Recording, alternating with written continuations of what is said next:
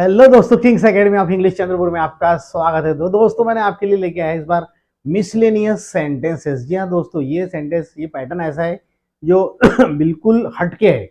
यहाँ पर आपको सेंटेंसेस को लर्न करना पड़ेगा। You have to learn all the sentences by heart. यहाँ पर कोई रूल नहीं चलने वाला है, तो यहाँ पर जैसा बताएंगे वैसा ही करना पड़ेगा। और क्योंकि दोस्तों ये बहुत ज़्यादा इंपॉर्टेंट है, और तो देखते हैं क्या होता है। ये मिसलेनियस पैटर्न मीन्स ये होता है कि जैसे एक एग्जाम्पल, जैसे कई बार यार तूने तो मेरे मुंह की बात छीन ली। अब इसके लिए कोई पैटर्न बनाने की जरूरत नहीं, तो हमको ये बोलना पड़ेगा, you have spoken out of my mind. You have spoken out of my mind. तो ऐसे दोस्तों बहुत सारे क्वेश्चन हैं। चलिए, तो पहला पार्ट मैं शुरू करके दे रहा हूँ आपके लिए। मिसलेनियस पैटर्न, तुम्हारे पिता क्या करते हैं। जैसे अपने किसी को पूछना है इंग्लिश में, जनरली लोग क्या बोलते हैं, what does your father do, right. ऐसा नहीं है दोस्तों, तो इसके लिए क्या करना पड़ेगा, तुम्हारे पिता क्या करते हैं। तो इसके लिए अपने को आंसर करना पड़ेगा, व्हाट इज योर फादर।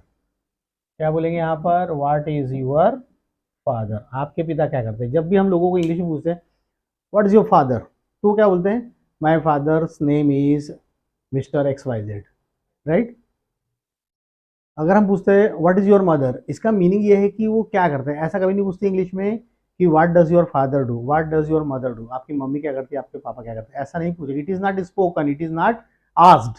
तो इसको क्वेश्चन कैसे करेंगे, व्हाट इज योर फादर, आपके पापा क्या करते हैं। तो आप लिख सकते हैं, my father is in government job, my father is in private job. चलिए अगले, ऐसा कहा जाता है कि ऐसा कहा जाता है कि इट इज सैड दैट। अब देखिए दोस्तों, यहाँ पर क्या होता है, इट इज ऐसा कहा जाता है, ये पेसिव वॉइस है सेंटेंस। ये कैसा है, पेसिव वॉइस है। अपन जैसे बोलते हैं, ऐसा कहा जाता है कि रामायण एक पवित्र ग्रंथ है। ठीक है, तो क्या बोलेंगे, it is said that the Ramayana is a religious book. या रामायण एक धार्मिक किताब है। It is said that the Gita, the Quran, the Bible is a pious book, या पवित्र बुक है, कह सकते हैं दोस्तों यहाँ पर। तो ऐसा कहा जाता है, मतलब कौन कहता है, मतलब किसी के द्वारा कहा जाता है। तो क्या बोलेंगे, इट इज सेड दैट। ये बिल्कुल लर्न करना है आपको। मैं उसे रास्ते में मिला, मैं उसे रास्ते में मिला।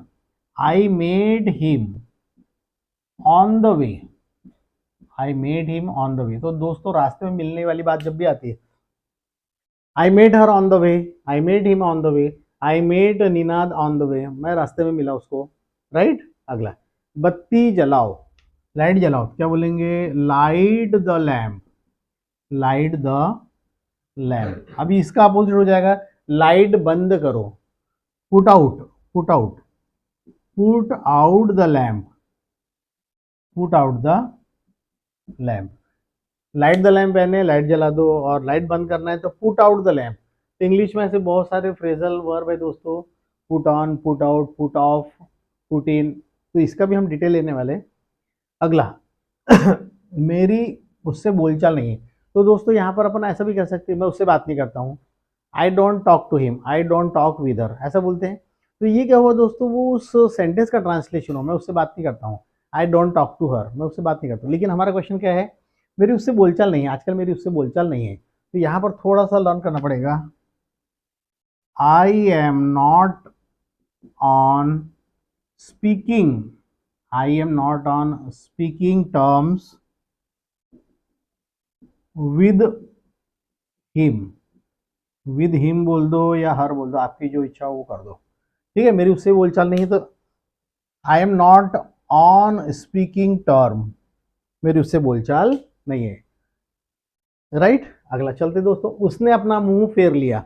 मुंह फेरना, कई बार दोस्तों मुंह से मतलब नहीं हो जाएगा, यहाँ पर सेंटेंसेस कुछ अलग जाने वाले। देखते, उसने अपना मुंह फेर लिया, ही टर्न्ड हिज फेस, ही टर्न्ड हिज फेस। अब यहाँ पर हम बात कर रहे हैं दोस्तों, यहाँ पर बोल रहे हैं उसने अपना मुंह फेर लिया, और अपन बता रहे हैं यहाँ पर ही टर्न्ड हिज फेस। उसने मुंह फेर लिया मतलब उसने अपना चेहरा पलट। जैसे क्या होता है, हम जब तो रास्ते में जाते हैं, when we are on the way, अपने को एक दोस्त दिखता है सामने से आ रहा, उसने अपने से पैसे लिया है 1000 रुपए।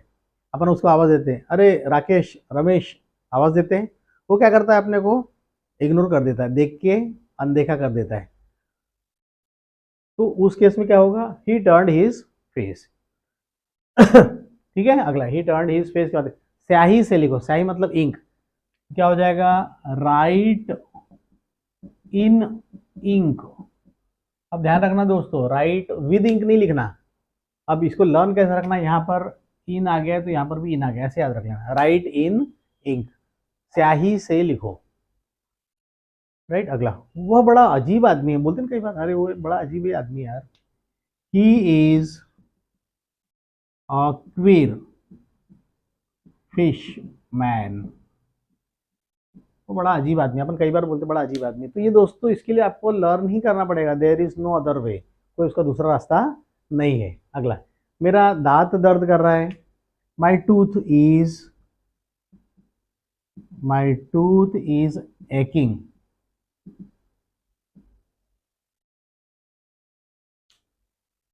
माई टूथ इज एकिंग, मेरा दांत दर्द कर रहा है।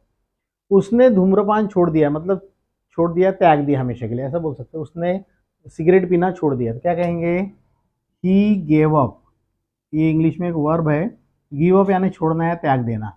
तो ही गेव अप स्मोकिंग। तो इसके बाद में आप जब भी गिव अप के बाद में कोई भी वर्ब लगाएंगे तो वो जीरंड फॉर्म में आएगी। ही गेव अप स्मोकिंग, उसने उसने शराब पीना छोड़ दिया है। He gave up drinking wine. तो उसने वहाँ जाना छोड़ दिया, he gave up going there. उसने झूठ बोलना छोड़ दिया, he gave up telling a lie. छोड़ दिया है, अब वो नहीं करता है।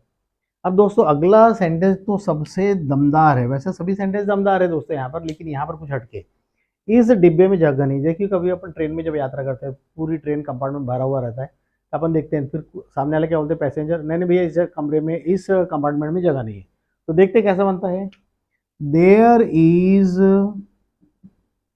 No room, there is no room in this compartment,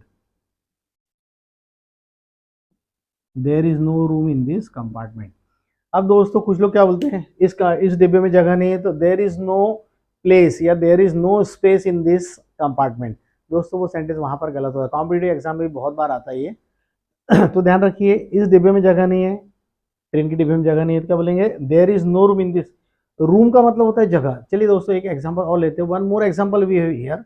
दो दोस्त बैठे हैं बेंच पर, अब अपने को वहां पर बैठना है, तो अपन क्या बोलेंगे, please make a room for me, please make a room for me. Make room यानी जगह बनाना, मेक यानी बनाना, रूम यानी जगह। मेक यानी बनाना, रूम यानी मेरे लिए जगह बनाओ, बोलते अपन, अरे मेरे लिए थोड़ी जगह बनाओ थोड़ा सा, please make a room for me, मेरे लिए जगह बनाओ। तो ध्यान रहेगा दोस्तों, तो यहाँ पर रूम यानी होता है जगह।